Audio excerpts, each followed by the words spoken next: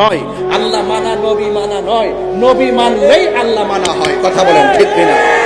আল্লাহ যে একজন আছে হিন্দু জানে কি জানে না? আল্লাহ যে একজন আছে খ্রিস্টান জানে কি জানে না? আল্লাহ যে একজন আছে বৌদ্ধরা জানে কি জানে না? আল্লাহ যে একজন আছে ইহুদিরা জানে কি জানে না?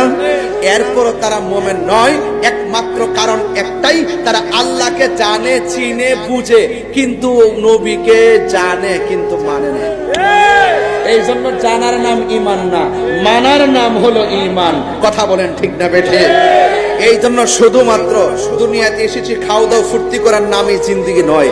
বুঝতে হবে এই পৃথিবীর পরে আরেকটা জায়গা আছে, যে জায়গার মধ্যে আর কোনো শেষ নাই। এটার নাম আখিরাত। জান্নাতি হলে জান্নাতি, জাহান্নামী হলে জাহান্নামী। এই জন্য রাসূল করিম সাল্লাল্লাহু আলাইহি সাল্লামকে আল্লাহ পাক দুনিয়াতে পাঠিয়েছেন আমাদের হেদায়েতের মডেল বানায়া।